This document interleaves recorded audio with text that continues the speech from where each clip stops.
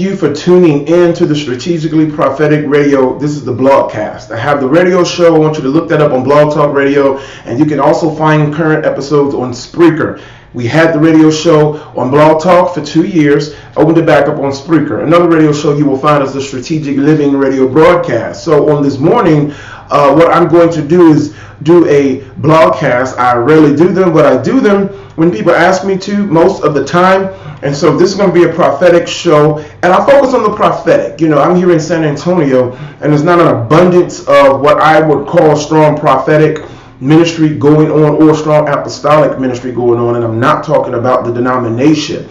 So there's not a lot of that going on here. So God has mandated me to do some things, and I just want to make sure I'm putting some information out there and that I am doing what I believe the Lord has called me to do in this season. And not just this season, it's your mission in life. You know, God has given you a mission in life. So many times I hear people say, you know, it's what God is telling me to do this season. But when you're really mature in the Lord, there are mandates that are on your life. And so when you have a mandate that is on your life, when the season changes, it changes according to the mandate. It just doesn't change haphazardly. And so we need to know that.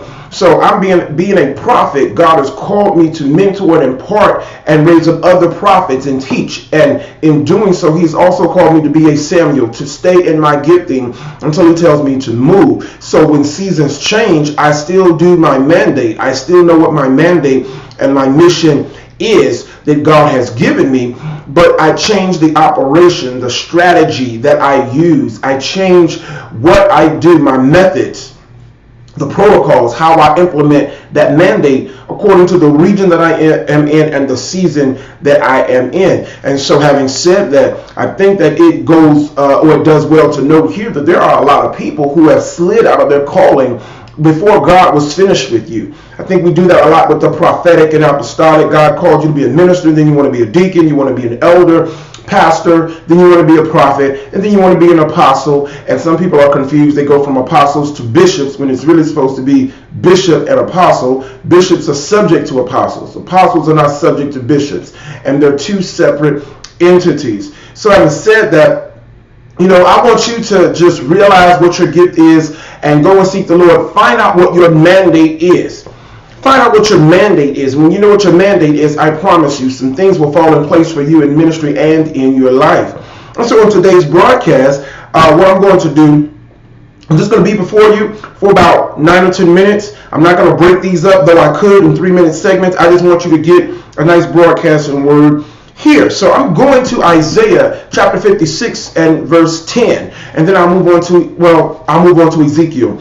But those are where the scriptures are coming from. I'm going to talk about prophets in this last day and age. And what I want to really let you know is that though we have a lot of people who claim that they are prophets and a lot of people who are claiming that they are such, the real amount of prophets that we have that are in existence, it is very low. We don't have a lot of good, strong prophets. And, you know, I thank God for Bishop Bill Ham and Apostle Eckhart. I thank them for their teaching. But I think some people have grabbed their teaching and taken it to an extreme. Ezekiel chapter 13. This is a chapter that is entitled False Prophets Condemned. And verse 11 says, "Say unto them which daub it with untempered mortar, that it shall fall. There shall be an overflowing shower, and ye, O great hailstones, shall fail, and a stormy shall fall, and a stormy wind shall rend it. Lo, when the wall is fallen, shall it not be said unto you, where is the daubing wherewith ye have daubed it? Therefore thus saith the Lord God, I will even rend it with a stormy wind in my fury, and there shall be an overflowing shower in mine anger, and great hailstones in my fury to consume it. So will I break down the wall that ye have daubed with untempered mortar, and bring it down to the ground, so that the foundation thereof shall be discovered, and it shall fall, and ye shall be consumed in the midst thereof, and ye shall know that I am the Lord. I will accomplish my wrath upon the wall, and upon them that have daubed it with untempered mortar." Who are the them that have daubed the building with untempered mortar? Let's go back to the beginning of the chapter. "And the word of the Lord came unto me, saying, Son of man, prophesy against the prophets of Israel that prophesy, and say thou unto them that prophesy out of their own hearts, Hear ye the word of the Lord. So he's talking about prophets who prophesy out of their own hearts. There's a lot of that going on today. People are prophesying out of their own hearts through psychic or soul tie connections. I know you for years, you know me for years, or I might not know you, but I'm getting a psychic connection with you. Thus saith the Lord God, woe unto the foolish prophets that follow their own spirit and have seen nothing. This is a time and a season that you will know those false prophets from the real, because they have to try to tap in. There is no trying to tap in. Once God has called you and released you, you can go in and go out. And so these are they also that are always telling you what God is going to do, that is good and that is great, and how wonderful you are and what you've been doing, and this is where God is taking you, but they're not giving you the word of the Lord. They don't have the vision to see what's going on behind the scenes. They can tell you everything concerning your personal life, your ministry. They want to tell you what you want to hear, but they cannot tell you the things that you don't want to hear, because those things are going to be what you need to hear to get you to your next level. And the scripture says they have seen vanity and lying divination, saying, the Lord saith, and the Lord hath not sent them. And they have made others to hope that they would confirm the word. We see this on TV with many people saying, give an offering for this, give an offering for that, sow this, sow that. They are making people to hope and believe in lies. Serve the Lord. Love him with all your heart, all your mind, your soul, your spirit. Love God with everything that you have. It's not just money. If you love the Lord, God will provide for you. But this is a nice example, because we're in this prosperity gospel, in this prosperity age, and people are telling people to sow seeds and believe and lie in a hope that will not come. And he says, have ye not seen a vain vision? Have ye not spoken a lying divination? Whereas you say, the Lord saith it, albeit I have not spoken. Therefore thus saith the Lord God, because you have spoken vanity and seen lies, therefore behold, I am against you, says the Lord God. And mine hand shall be upon the prophets that see vanity and that divine lies, and they shall not be in the assembly of my people, neither shall they be written in the writing of the house of Israel, neither shall they enter into the land of Israel, and they shall know that I am the Lord. I want you to turn to Isaiah chapter 56, because I'm going to have to dig into this in another video, because I see the time is going. But he basically said there is a judgment that is going to come upon you, and there's a judgment on the prophets because they're saying lies. So the key words I want you to pull out of this are divination and their own and imagination. Divination and imagination.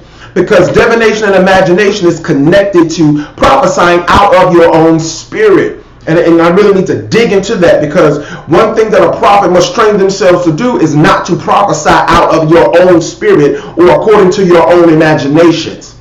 You have to prophesy according to the word of the Lord. But how do you prophesy according to the word? You have to have the word in you. How do you know God is speaking? That comes through a personal relationship with him and the time spent with him, having the Spirit to train you. This is why you cannot just go to a school of prophets and think that you're going to be up and running as a prophet. And we got people running around practicing on people, just prophesying and saying all of these things, but the Lord hath not sent you. And the Lord be against you. And so I want to encourage you to know the difference between the fake and the real. So Isaiah chapter 56, verse 10, and it reads, his watchmen are blind. They are all ignorant. They are all dumb dogs. They cannot bark. Sleeping, lying down, loving to slumber.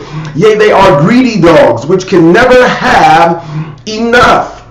And they are shepherds they cannot understand. They all look to their own way, everyone for his gain from his quarter. Come ye, say they, I will fetch wine, and we will fill ourselves with strong drink, and tomorrow shall be as this day, and much more abundant. It sounds like the prosperity gospel to me. Now, he says the watchmen are blind. He says that the watchmen are ignorant. And I want you to look at video 2, because I'm going to get into that. The watchmen are blind and the watchmen are ignorant. This is Isaiah 56 chapter verse 10.